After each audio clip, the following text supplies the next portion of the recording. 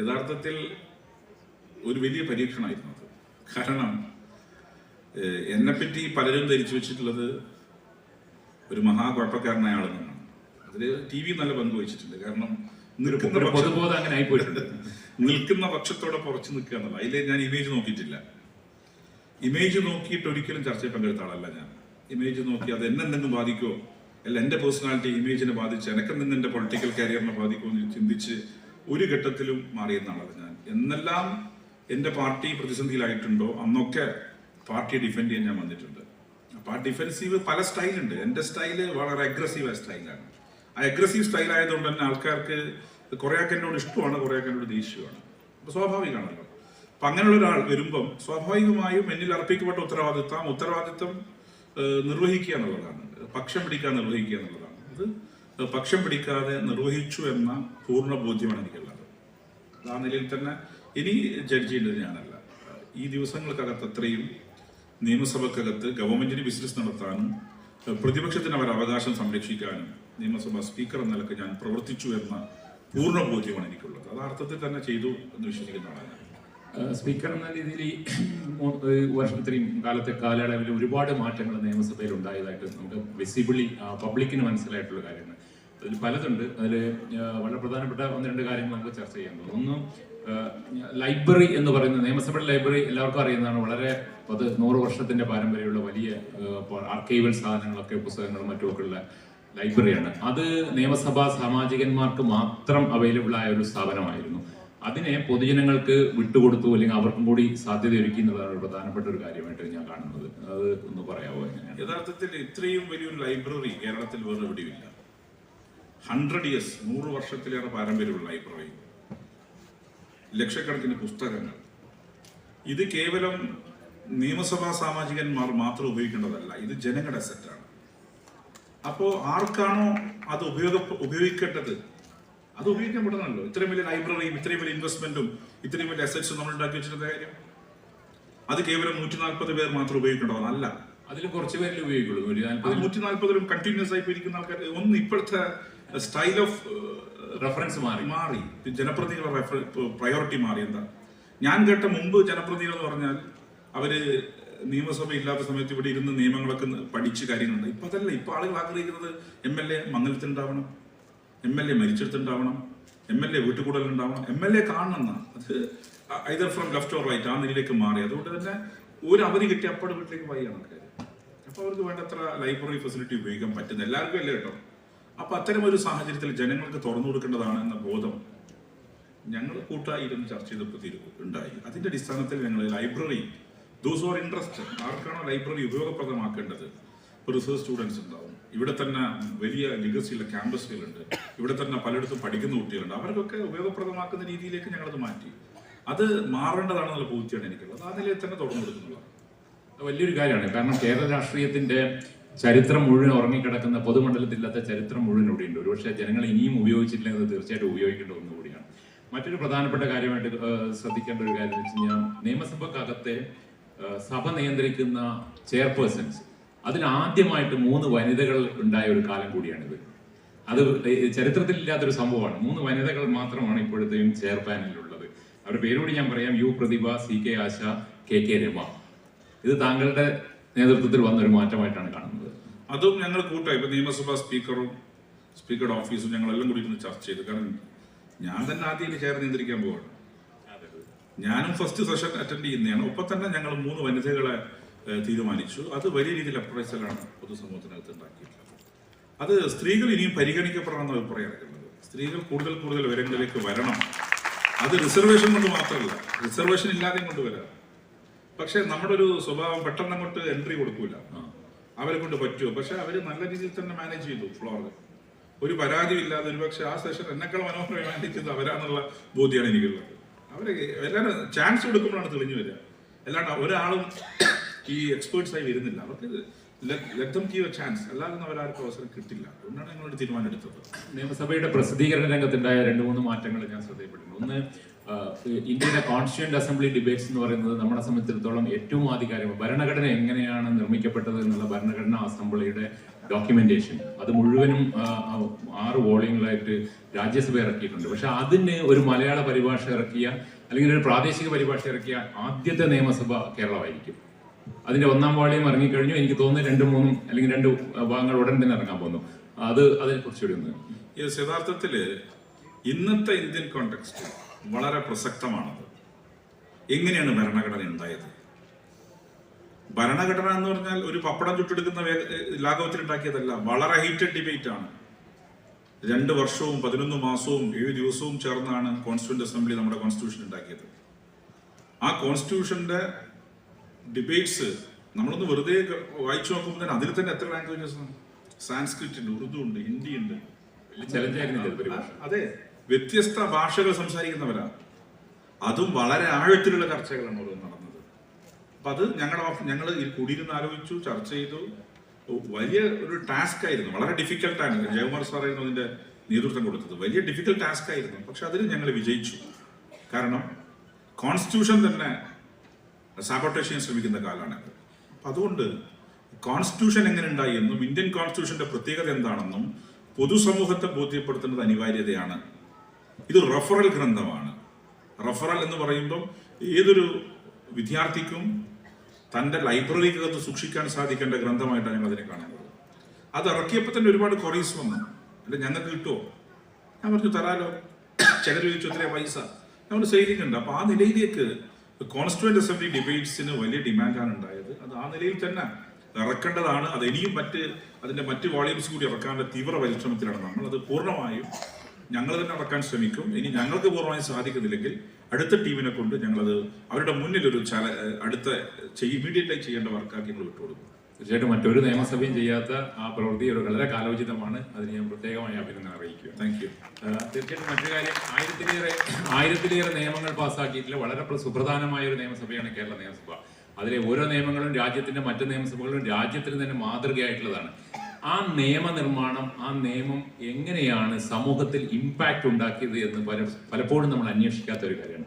അതിനു വേണ്ടിയിട്ടുള്ള ഒരു ഇമ്പാക്ട് സ്റ്റഡി എന്ന് പറയുന്ന ഒരു പഠനം കൂടി നടത്തി ഈ നിയമസഭ ഞാൻ മനസ്സിലാക്കി. അതെ അതെ, എന്നിട്ട് അതിന്റെ ആ പഠനം കൂടി ഇക്കാലം അത്രയും നമ്മൾ ഉണ്ടാക്കിയ നിയമങ്ങൾ, അതിന്റെ സോഷ്യൽ ഇമ്പാക്ട് സ്റ്റഡി എന്താണ്, അത് ആ നിലയിൽ തന്നെ നമ്മൾ പഠനം നടത്തിയിട്ടുണ്ട് എന്നുള്ളതാണ് ആ ഭാഗത്ത് പരാമർശിക്കാറുള്ളത്. കാരണം നമ്മുടെ നിയമങ്ങൾ നിർമ്മിക്കുമ്പം ആ നിയമങ്ങൾ എങ്ങനെയാണ് പൊതുസമൂഹത്തെ ബാധിക്കുന്നത്, അത് ആ നിലയിൽ തന്നെ ഞങ്ങൾ മനസ്സിലാക്കാൻ ശ്രമിക്കുകയാണ്. അതാണ് ആ ഒരു നിയമവുമായി ബന്ധപ്പെട്ട് സൂചിപ്പിക്കുകയാണ്. നമുക്ക് കുറച്ച് സമയമുള്ളൂ. മറ്റൊരു പ്രധാനപ്പെട്ട കാര്യം എന്ന് പറയുന്നത്, പല MLA-മാരും നിയമസഭയിൽ നിന്ന് പോയതിനു ശേഷം അവരൊന്നും അറിയപ്പെടാതെയോ അങ്ങനെയൊക്കെ കിടപ്പുണ്ട്. അപ്പൊ പഴയ നിയമസഭാ സാമാജികന്മാരെ ചേർത്ത് നിർത്തുക, അവരെ പുതിയ MLA-മാരുമായിട്ട് ചേർത്ത് ഒരു കൂട്ടായ്മ ഉണ്ടാക്കുക, അങ്ങനെ ഒരു സ്നേഹ കൂട്ടായ്മ ഉണ്ടാക്കിയതിനെ പറ്റി ഞാൻ കേട്ടിട്ടുണ്ട്. അതെ, നമ്മളിപ്പോ റീസെന്റ് ആയി നടത്തിയത് പെയ്തൊഴിയാതെ പെയ്തൊഴി നോർമ എന്തോണം അതിന്റെ പേര്. അപ്പൊ നമ്മൾ കാണുന്നത് ഇപ്പൊ MLA-മാർക്കെല്ലാം വലിയ ഡിമാൻഡ് ആയിരിക്കും. ഇപ്പൊ തന്നെ ലിബറൽ ഫെസ്റ്റിവലിന് എത്ര ആളുള്ളത് ഒരു വിമർശനാത്മകമായി തന്നെ മുമ്പോട്ട് വെക്കുകയാണ്. എല്ലാവരും എത്ര നമ്മൾ ക്ഷണിച്ചാലും എല്ലാവരും വരുന്നില്ല. ഇവർക്കൊക്കെ എപ്പോ സമയം ഉണ്ടാവുമെന്നറിയോ? ഇനി ഈ സ്ഥാനമൊക്കെ പോയവരെല്ലാവരും വളരെ വരാൻ തയ്യാറാണ്. ഒന്ന് വിളിക്കാൻ കാത്തുനിൽക്കും. ഏതൊരാൾക്ക് ഉറപ്പിച്ചുള്ള സ്ഥാനം എന്താ? ഏതൊരു MLA-മാരുടെ ഏറ്റവും ഉറച്ച സ്ഥാനം XMLA ആണ്. അത് ആർക്കും തെറിപ്പിക്കാൻ കഴിയില്ല. അത് പടച്ചാൻ പോരാൻ വിചാരിച്ചാലും XMLA സ്ഥാനം മാറ്റാൻ പറ്റില്ല. ഇപ്പൊ നമുക്കെല്ലാം തിരക്കാണ്. നമുക്ക് ആടെ മംഗലം, ഇവിടെ പരിപാടി, ആടെ ഉദ്ഘാടനം, പരിപാടി വെച്ച് വരാൻ കഴിയില്ല. ഇതിപ്പോ MLA-മാരുടെ പ്രശ്നം എന്താ? ഞാൻ ഉൾപ്പെടുന്നത് ഒരു സർക്കാർ സർവീസിലുള്ള എൻട്രി കയറിയാൽ നമ്മുടെ ഗവൺമെന്റ് സർവീസ് 56 വയസ്സ് വരെ നമുക്കൊരു ടെൻഷനും ഇല്ല കയറി കഴിഞ്ഞാൽ. കാരണം നമ്മുടെ പ്രശ്നം എന്താ? ഓരോ 5 കൊല്ലം കൂടുമ്പോൾ നമ്മൾ പരീക്ഷണം നേരിടുന്നില്ലേ? എന്താ? ആദ്യത്തെ ഹഡിൽ സീറ്റ് കിട്ടണം, രണ്ടാമത്തെ ഹഡിൽ എന്താ? ജയിക്കണം. ഈ 2 ഹഡിൽസും തുള്ളിയാൽ മാത്രമേ MLA ആവാൻ പറ്റൂ. എന്നാൽ MLA-മാർക്ക് ഇപ്പൊ നിയമസഭ വിളിച്ചവർക്ക് എത്ര വരണോ? വരേണ്ട കാര്യമുണ്ടോ? ഈ സ്ഥാനെല്ലാം പോകുന്നവർക്ക് ഓർമ്മയുണ്ടാവില്ല. ഇതെല്ലാം പോയിട്ട് നാളെ XMLA ഇരിക്കുമ്പോൾ അവർക്ക് അന്ന് പോകേണ്ടതായിരുന്നു, മോശമായി പോയി. എന്നാൽ ഇങ്ങനെ പൊളിറ്റിക്കൽ ലൈംലൈറ്റ് നിൽക്കുന്ന കുറെ MLA-മാരുണ്ട്, പൊളിറ്റിക്കൽ ലീഡർഷിപ്പായിട്ട്. എന്നാൽ അതൊന്നും അല്ലാതെ പലരും വീടുകളിലും നാടുകളിലും മാത്രം ഒതുങ്ങിപ്പോയവരുണ്ട്. വളരെ വലിയ രീതിയിലുള്ള എപ്രിസിയേഷൻ അവർ നിയമസഭയ്ക്ക് നൽകിയത്. അവരെ ഒന്ന് വിളിച്ചു, അവരെ ഒന്ന് മൈൻഡ് ചെയ്യുന്നു. നമ്മൾ ജീവിച്ചിരിക്കുന്നവർ, ആ ജീവിച്ചിരിക്കുന്ന അവശേഷിക്കുന്ന MLA-മാരെ ഒന്ന് നമ്മൾ മൈൻഡ് ചെയ്തു. അത് അവർക്ക് വലിയ സന്തോഷം, അവരെ ഞങ്ങൾ റെക്കഗ്നൈസ് ചെയ്യുന്നു എന്നുള്ള ഫീൽ അവർക്ക് ഉണ്ടായപ്പോൾ അവര് എല്ലാവരും വന്നു കുടുംബസമേതം. അതിൽ ഞാൻ കണ്ടത് ചിലർ വീൽ ചെയറിൽ വന്നു, അതിലൊരാൾ ഇഞ്ചൂർഡാണ് കാലിന്, അവർ വന്നു. ചിലർ വീൽ ചെയറിൽ വന്നു, ചിലർ ഡയാലിസിസ് ചെയ്യുന്നതാണ്, അവരുൾപ്പെടെ വന്നു. കാരണം അവരെ ഞങ്ങൾ റെക്കഗ്നൈസ് ചെയ്യുന്നു എന്നുള്ളതാണ്. അപ്പൊ അതുകൊണ്ട് അവരെ അത്തരം കൂട്ടായ്മകൾ സംഘടിപ്പിക്കേണ്ടത് അനിവാര്യമാണ്. അത് മാത്രമല്ല, നിങ്ങളൊരു XMLA-ക്ക് ഒരു കത്തയച്ചു നോക്കിയാൽ ഇന്ന ദിവസം ബുക്ക് ഫെസ്റ്റിവൽ ഒന്ന് കേരളം എന്ന് പറഞ്ഞാൽ ഉദ്ഘാടനത്തിന് കുറേ വന്നു.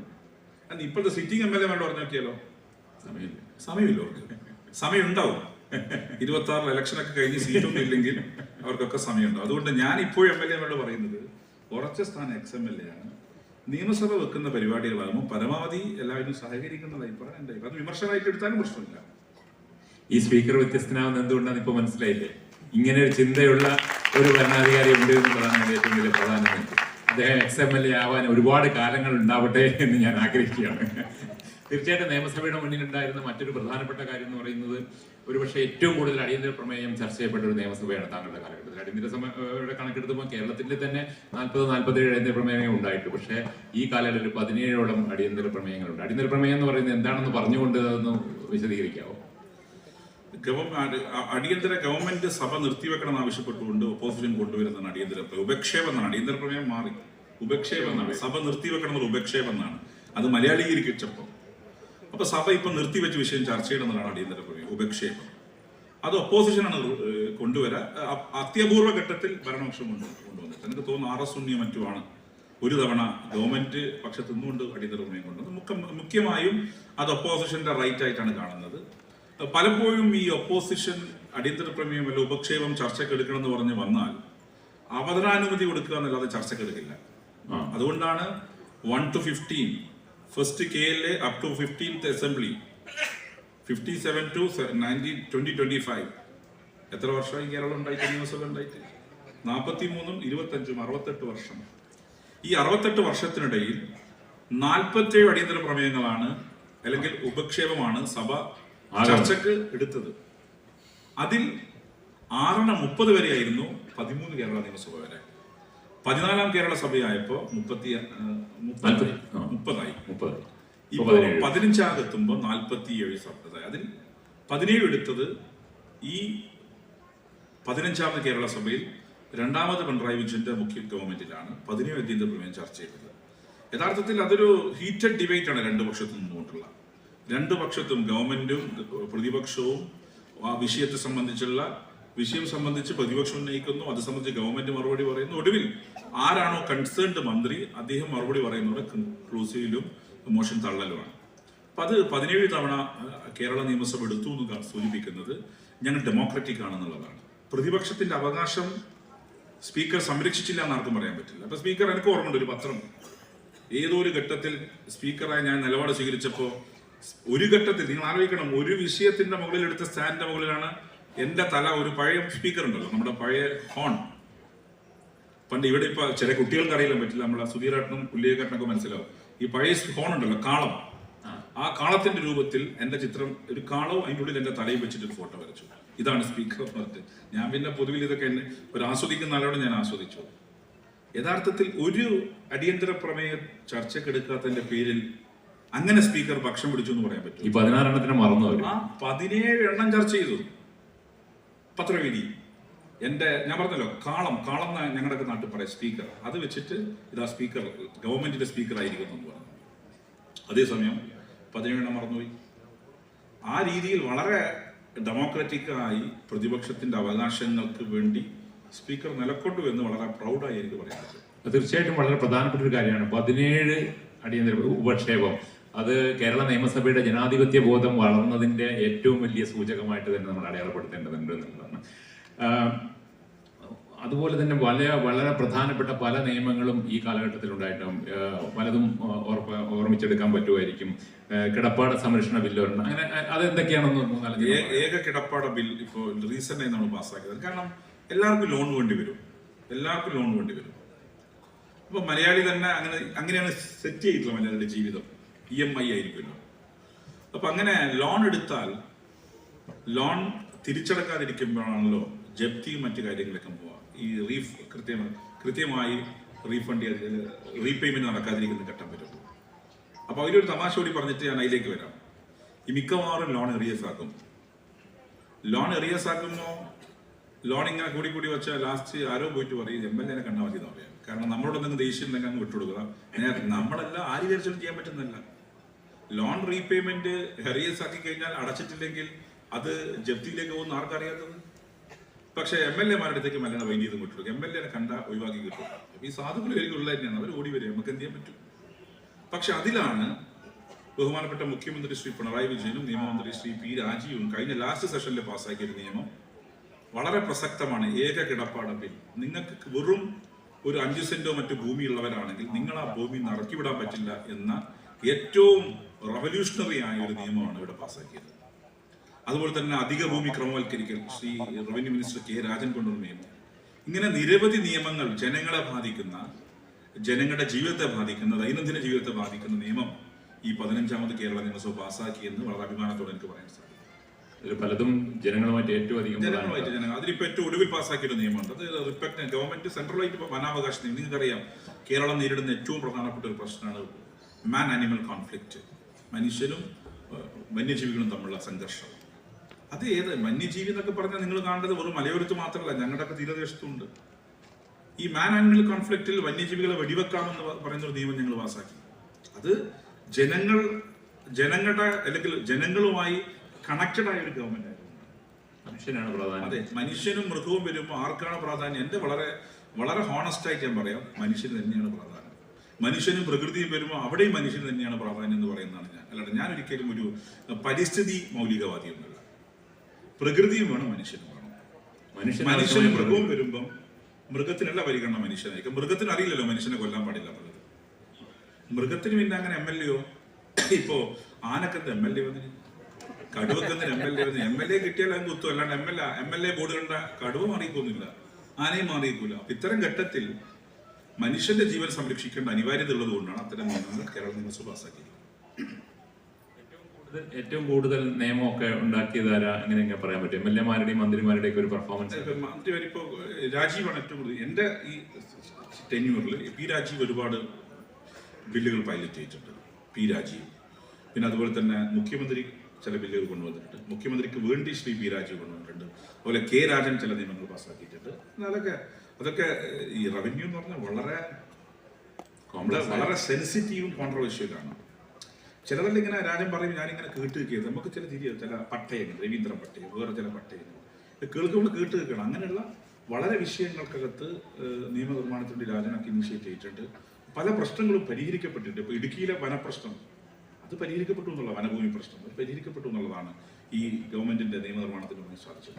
ഇതിപ്പോ ഇങ്ങനെ സംസാരിച്ചപ്പോൾ എനിക്ക് തോന്നുന്നത് നമ്മളിവിടെ ഉണ്ടാക്കുന്ന നിയമങ്ങൾ, ഇപ്പൊ പറഞ്ഞ പോലെയുള്ള പല നിയമങ്ങളും അതിന്റെ ടോട്ടൽ ഇമ്പാക്ട്, ആ നിയമനിർമ്മാണം വന്നതിന്റെ രീതി, അതുണ്ടാക്കുന്ന സാമൂഹികമായ ഇമ്പാക്ട്, ഇത് നമ്മുടെ ഈ സോക്കോൾഡ് മാധ്യമങ്ങളിലൂടെ പുറത്തറിയുന്നതിൽ ഒരുപാട് പരിമിതിയുണ്ട്. നമുക്ക് അറിയുന്നില്ല. നിയമസഭയുടേതായിട്ട് ഏതെങ്കിലും രീതിയിൽ അങ്ങനെ ഒരു മന്ത്ലി ബുള്ളറ്റിനോ അങ്ങനെ എങ്ങനെയും ജനങ്ങളിലേക്ക് ഈ നിയമം എത്തിക്കുക, ജനങ്ങളിലേക്ക് ഇവിടെ എന്താ നടക്കുന്നത് അറിയിക്കുക. ഈ സഭാ ഗാലറിയിലൂടെ അല്ലാതെ ഞാൻ പറഞ്ഞത് ഓൺ ഡോക്യുമെന്റേഷൻ ഒരു നിയമസഭയുടെ ഒരു ബുള്ളറ്റിനോ അങ്ങനെ എന്തെങ്കിലും ഒരു സാധ്യതയുണ്ടോ എന്നുള്ളതാണ് ഞാൻ ആലോചിക്കുന്നത്. അത് നമ്മൾ ഭാവിയിൽ ചർച്ച ചെയ്യേണ്ട കാര്യമാണ്. കാരണം മാധ്യമങ്ങൾക്ക് സെൻസേഷൻ മാത്രമേ ആവശ്യം. അതാ ഞാൻ പറഞ്ഞത്. അവർക്ക് ഞാൻ ചോദിക്കുന്നത്, ഇപ്പൊ നിയമസഭക്കകത്ത് ഒരു നിയമത്തെക്കുറിച്ച് വളരെ ഇൻഡപ്തിൽ നിന്നുകൊണ്ട് ഒരു നിയമസഭാ സാമാജികൻ ചർച്ച ചെയ്ത പത്രത്തിൽ വരില്ല. ഒരു തലവാചകമായിരിക്കില്ല, അവന്റെ പ്രശ്നം ഉണ്ടാവും. മറിച്ചിട്ടുണ്ടെങ്കിൽ തമാശ പറഞ്ഞാലോ അത് നല്ല തലക്കെട്ടായിട്ടും ആൾക്ക് അത് എന്താണ് അങ്ങനെ അറിയില്ല. അത് യഥാർത്ഥത്തിൽ എന്റെ പ്രസംഗം മാധ്യമപ്രവർത്തകർ ആരും കേൾക്കുന്നുണ്ടെങ്കിൽ നിങ്ങൾ നിയമസഭാ സാമാജികന്മാരെ അവരെ കണ്ടന്റ് ഉള്ള പ്രസംഗം നടത്താൻ പ്രാപ്തമാക്കാൻ നിങ്ങൾ കൂടി പങ്കുവഹിക്കണം. കണ്ടന്റ് ഇല്ലാന്നല്ല, നന്നായിട്ട് പ്രസംഗിക്കുന്നില്ല എല്ലാ ആൾക്കാരും. അപ്പൊ അവരെ കൂടുതൽ അവരുടെ പ്രസംഗങ്ങൾക്ക് പരിഗണന കൊടുക്കണം. അവർ നടത്തുന്ന നിയമനിർമ്മാണത്തിൽ നടക്കുന്ന പ്രസംഗങ്ങൾ പകരം അതിൽ ഏതെങ്കിലും ഒരു തമാശ എടുത്തിട്ട് അങ്ങടിക്കും. അപ്പൊ എന്റെ തന്നെ കുറെ തലവാചകം വന്നിട്ടുണ്ടോ. തമാശ രൂപേണ നമ്മൾ പറയുന്ന കാര്യം തിരിച്ച് നമുക്ക് സന്തോഷമായി നമ്മുടെ പ്രസംഗം പേപ്പറിൽ ഇങ്ങനെ തലവാചകം വരുന്നു. ചോദ്യമുണ്ട്, അങ്ങനെ വന്നു ഇത്തരം തലവാചകങ്ങൾക്ക് വേണ്ടി ശ്രദ്ധിച്ചു തുടങ്ങിയോ നിയമസഭാ സാമാജികന്മാരല്ല? അങ്ങനെ ഞാൻ പറയുന്നില്ല. അത് അങ്ങനെ നമ്മളങ്ങനെ അടച്ചാക്ഷേപിക്കുന്നത് ശരിയല്ലല്ലോ. പക്ഷെ അതല്ല, നിയമനിർമ്മാണങ്ങൾ നടക്കുമ്പോൾ അതിന്റെ ചർച്ചകൾ അത് അതിന്റെ ചർച്ച എന്ന് പറഞ്ഞാൽ മൊത്തം ചർച്ച കൊടുക്കാൻ പറ്റും. അതിന്റെ ആകെ ഒരു പ്രസക്തമായ ഭാഗം റിപ്പോർട്ട് ചെയ്യാൻ മീഡിയയും തയ്യാറാണ്. അതിലിപ്പോ ലൈവായിട്ട് കൊടുക്കുന്ന നമ്മുടെ അടിയന്തര പ്രമേയങ്ങൾ കൊടുക്കുന്ന നിയമനിർമ്മാണവുമായി ബന്ധപ്പെട്ട ഭാഗത്ത് അതിന്റെ ഉള്ളടക്കം കൃത്യമായി കൊടുക്കണം എന്നുള്ളത് ചാനൽസിന് പറ്റണമെന്നില്ല. ഒരു ഡിജിറ്റലോ അല്ലെങ്കിൽ അറ്റ്ലീസ്റ്റ് ഒരു പ്രിന്റഡ് ഡോക്യുമെന്റ് മന്ത്ലിയോ അല്ലെങ്കിൽ ഒരു സഭ കൂടി അതിന്റെ ഒരു ഡോക്യുമെന്റേഷൻ ആളുകൾക്ക് അവൈലബിൾ ആയ രീതിയിൽ ഉണ്ടാവുന്നത് വലിയ ഉപകാരം. അത് നമുക്കത് ആലോചിക്കേണ്ട വിഷയമാണ്. അത് പുതിയ ടീമിനോട് വിടുകയാണ് തീരുമാനം.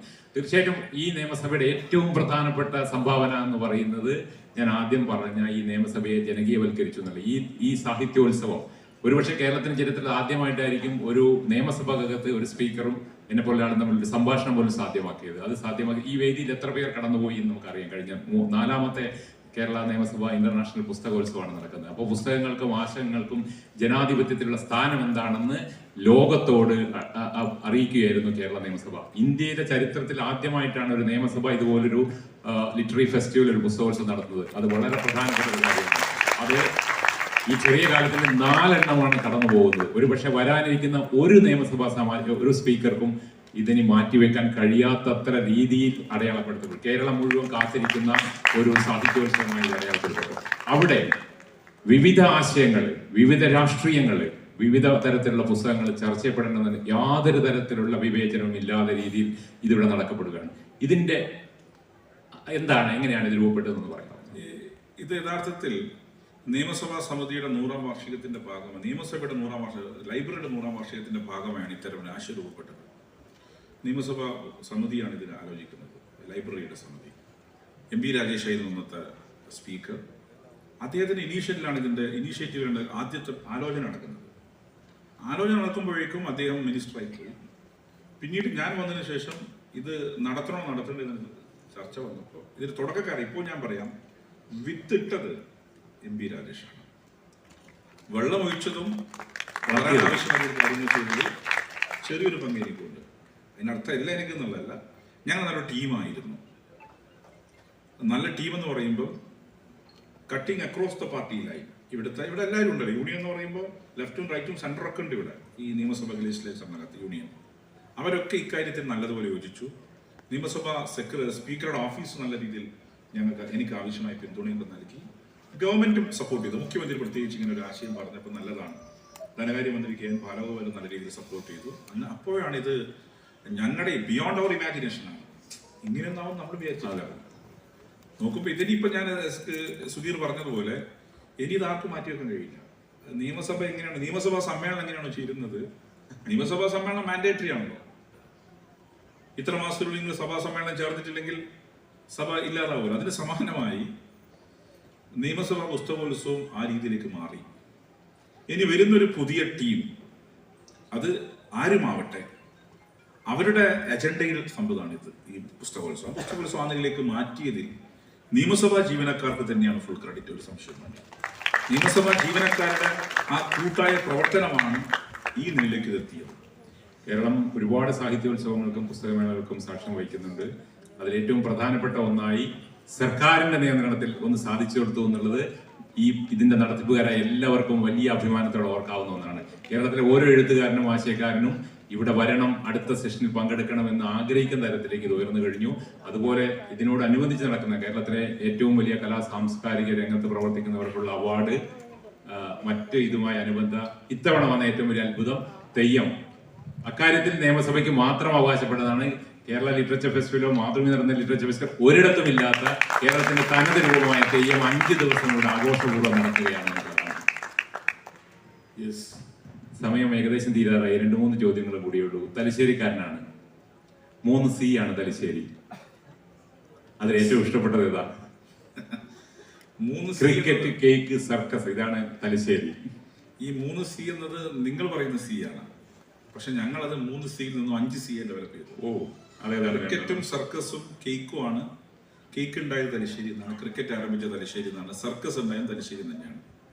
ഈ 3 Cയുടെ നാട് തന്നെയാണ് തലശ്ശേരി അറിയപ്പെടുന്നത്. ആ 3ന്റെ കൂടെ ഞങ്ങൾ 2 C കൂടി, 1 C നേരത്തെ വരേണ്ടതായിരുന്നു. മലബാറിലെ ഏറ്റവും പാരമ്പര്യമുള്ള കോടതി, കോർട്ട് കോംപ്ലക്സ്, നിയമം 200-ലേറെ വർഷമുള്ളതാണ്. അത് തലശ്ശേരിയിലാണ് 4ാമത്തെ C. ഇനി 5ാമത്തെ C ആധുനിക ഇന്ത്യയിലെ ഏറ്റവും പ്രധാനപ്പെട്ട ക്യാൻസർ ചികിത്സാ കേന്ദ്രം മലബാർ ക്യാൻസർ സെന്ററും തലശ്ശേരിയിലാണ്. അതുകൊണ്ട് 3C + 2C 5C, തലശ്ശേരി 5Cയുടെ നാടാണ് ഞങ്ങൾ പറയുന്നത്. നിയമസഭയുടെ സ്പീക്കർ പങ്കെടുക്കുന്ന ചടങ്ങ് ഷാർപ്പിന് തീരണം. 1 മണിക്ക് 1 മിനിറ്റേ ഉള്ളൂ. അവസാനമായിട്ടൊരു ചോദ്യം, ഇന്നത്തെ ഹിന്ദു പത്രത്തിൽ എത്ര തെറ്റുണ്ട്? ഹിന്ദു പത്രത്തിന്റെ ആദ്യ പേജ് തൊട്ട് അവസാന വാക്യം വരെ വായിക്കുന്ന സ്പീക്കറാണിത്. യഥാർത്ഥത്തിൽ എനിക്കറിയില്ല എന്തുകൊണ്ടാണ്. ഞാൻ വളരെ ചെറിയ പ്രായം മുതൽ ഹിന്ദു ഫോളോ ചെയ്യുന്ന ഒരാളാണ്. ചെറുപ്പത്തിലെ വായിക്കുന്നതാണ്. അത് ഏറ്റവും അവസാനം വായിക്കുന്ന പത്രമാണ്. അത് വായിച്ചിട്ട് ഒരു ഏലുണ്ടാവില്ല. അത് മാത്രമല്ല, ഞാൻ വൊക്കാബുലറി ഇമ്പ്രൂവ് ചെയ്യാൻ ശ്രമിക്കുന്ന ഒരാളാണ്. എൻ്റെ മൊബൈലിൽ നിരവധി ഡിക്ഷണറികളുണ്ട്, ഇഷ്ടംപോലെ ഡിക്ഷണറികളുണ്ട്. പിന്നെ എനിക്കങ്ങനത്തെ കോംപ്ലക്സുള്ള ആളൊന്നല്ല. ഏതെങ്കിലും ഒരു വാക്ക് അറിയില്ലെങ്കിൽ അറിയുന്നവിടെ ചോദിക്കുക എന്ന് പറഞ്ഞാൽ എനിക്കൊരു ബുദ്ധിമുട്ടുള്ള ആളല്ല. എന്നെക്കാൾ ചെറിയ ആളായാലും ശരി, എന്നെക്കാൾ വലിയ ആളായാലും ശരി, എനിക്ക് പരിചയമില്ല. അപ്പൊ ഞാൻ നിങ്ങളെ തന്നെ എത്രയോ തവണ ഇവിടെ വിളിച്ചിട്ടുണ്ട്. ഇവിടെ വിളിക്കുന്ന സുധീർ എന്നെ വിളിച്ചിട്ടുണ്ട്. എന്നെ നിയമസഭാ പ്രസംഗങ്ങൾക്ക് വേണ്ടി എത്രയോ തവണ ഞാൻ ഇവിടെ ഇരിക്കുന്നുണ്ട്. NP ഉള്ളിലേക്ക് സഭക്കകത്ത് പ്രസംഗിക്കാൻ എന്നെ പലരും സഹായിക്കാറുണ്ട്. അങ്ങനെ ഒരു നിരവധി ലൈഫ് ലൈനുള്ള ആൾക്കാരാണ്. ഓരോ ആവശ്യങ്ങൾക്ക് വേണ്ടി വിളിക്കാൻ അതൊരു ചെറുപ്പത്തിലെ ശീലിച്ചൊരു ശീലമാണ്. അത് ഇപ്പോഴും തുടരുന്നു എന്നുള്ളതാണ്. കാരണം ഒന്ന്, എൻ്റെ വീട്ടിൽ എൻ്റെ ഫാദർ നന്നായി ഇംഗ്ലീഷ് സംസാരിക്കും. മലയാളത്തെക്കാൾ കൂടുതൽ ഇംഗ്ലീഷായിട്ട് സംസാരിക്കും. കാരണം അദ്ദേഹം ഹി വാസ് എ സീമൻ, കപ്പലോട്ടക്കാരനായി ലോകത്തിന്റെ എല്ലാ കോണിലും പോയ ആളാണ്. അപ്പൊ അതുകൊണ്ട് വളരെ ചെറുപ്പത്തിൽ തന്നെ എനിക്ക് ലോകത്തെല്ലാ രാജ്യങ്ങളെ കുറിച്ചും അറിയാം. കാരണം ഇന്നത്തെ പോലെ ഇന്ന് അത്ര അഡ്വഞ്ചറസ് അല്ല മെർച്ചന്റ് നേവി. നിങ്ങൾക്ക് എവിടെ കത്തയച്ചാലും എവിടെ നിങ്ങൾക്ക് ഏത് സമയത്തും സാറ്റലൈറ്റിലൂടെ സംസാരിക്കാൻ സാധിക്കുന്ന ടെക്നോളജി ഡെവലപ്പ് ചെയ്യും. അന്ന് അങ്ങനെയല്ല. ഞങ്ങളുടെ ഫാദറൊക്കെ പോകുന്ന സമയം എന്ന് പറയുമ്പോൾ അന്ന് ഒരു കത്ത് 2 മാസം കഴിഞ്ഞാൽ കിട്ടുക, എൻ്റെ റിപ്ലൈ വരിക, പോർട്ടിലേക്ക് അയക്കുക. അങ്ങനെ നമുക്ക് ഒരുപാട് പോർട്ട് പണ്ടേ അറിയാം. ബോസ്റ്റൺ, ഡർബൻ, കേപ്പ് ടൗൺ, ഇങ്ങനെ പല രാജ്യങ്ങൾക്ക് പണ്ടേ പരിചയമുള്ളത്. അതുകൊണ്ട് മൂപ്പരുടെ ഭാഷ ഇംഗ്ലീഷ് ആയിരുന്നു. ഞാനും നന്നായിട്ട് സംസാരിക്കുന്ന ആളായിരുന്നു. പിന്നെ ഈ നമ്മൾ 5ാം ക്ലാസ് 6ാം ക്ലാസ് ഒക്കെ എത്തിയപ്പോൾ ഈ തലശ്ശേരിക്കാർ പൊതുവിൽ കളിയാക്കോ വലിയ സാഹിബിന്റെ പോകാൻ വന്നു. അങ്ങനെ ആ കോംപ്ലക്സ് ഒന്ന് പിന്നെ മലയാളം പറഞ്ഞ് ലാസ്റ്റ് ഇപ്പൊ 2 പറഞ്ഞുകൂടാ. മലയാളം കൃത്യമായിട്ട് അറിഞ്ഞൂടാ, ഇംഗ്ലീഷും കൃത്യമായിട്ട് അറിഞ്ഞൂടാ. പക്ഷേ ജനമനസ്സറിയുന്ന ഒരു നേതാവാണ്. കേരളത്തിന്റെ പൊതുമണ്ഡലത്തിൽ ഒരിക്കലും എക്സാവാതെ ജനങ്ങളുടെ ആവശ്യങ്ങൾക്ക് വേണ്ടി എല്ലാ കാലത്തും നിലനിൽക്കുന്ന AN ഷംസീർ നമ്മുടെ മണ്ഡലത്തിൽ നിറഞ്ഞു നിൽക്കട്ടെ എന്ന് ആശംസിച്ചുകൊണ്ട് ഇത് അവസാനിപ്പിക്കുന്നു.